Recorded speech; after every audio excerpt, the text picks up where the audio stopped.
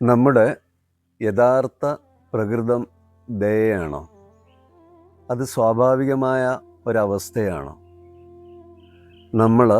നമ്മളെ കേൾക്കാൻ തുടങ്ങുമ്പോൾ, കാണാൻ തുടങ്ങുമ്പോൾ, ശ്രദ്ധിക്കാൻ തുടങ്ങുമ്പോൾ മറ്റൊരാളെ നമുക്ക് വേദനിപ്പിക്കാൻ കഴിയില്ല.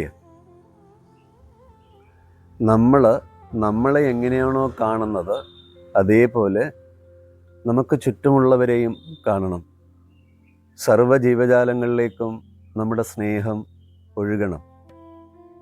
അത് നമ്മുടെ മനസ്സ് ശാന്തമാകുമ്പോഴാണ് സംഭവിക്കുന്നത്.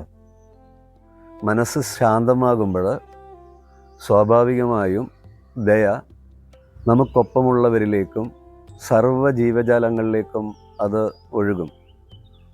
അവിടെ വേർതിരിവോടെ ഒന്നിനെയും നമുക്ക് കാണാൻ കഴിയില്ല. നമ്മൾ ദയയായിട്ട് മാറണം. ദയയായിട്ട് മാറുമ്പോൾ നമ്മുടെ പ്രവൃത്തികളിൽ ദയയുണ്ടാകും, നമ്മുടെ കാഴ്ചപ്പാടുകളിൽ ദയയുണ്ടാകും, നമ്മുടെ ഉള്ളിൽ നിറഞ്ഞിരിക്കുന്ന മൗനത്തിന് പോലും ദയയുണ്ടാകും.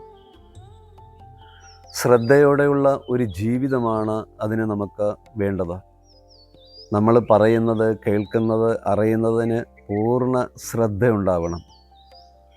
അതുണ്ടാകുമ്പോൾ നമ്മുടെ കണ്ണുകളിൽ ദയയുണ്ട്, നമ്മുടെ വാക്കുകളിൽ ദയയുണ്ട്, നമ്മുടെ എല്ലാ പ്രവൃത്തികളിലും ദയയുണ്ടാകും. അതിന് ഞാനെന്ന ഭാവം നമ്മുടെ ഉള്ളിൽ നിന്ന് ഇല്ലാതാവണം. അതില്ലാതാവുന്ന ആ ഒരു നിമിഷം നമ്മൾ ദയയിലാണ്. അപ്പോൾ ദയയോടെ ജീവിക്കാൻ തുടങ്ങുമ്പോൾ അപ്പോഴാണ് ജീവിതത്തിൽ സമാധാനത്തിൻ്റെ വഴിയിലൂടെ നമുക്ക് സഞ്ചരിക്കാൻ കഴിയുന്നത്. അപ്പോൾ ആ രീതിയിലുള്ള സാഹചര്യങ്ങൾ നമ്മളുടെ മനസ്സിന് കൊടുത്തിട്ട് അങ്ങനെ നമുക്ക് ജീവിക്കാൻ കഴിയട്ടെ എന്നുള്ള പ്രാർത്ഥനയോടെ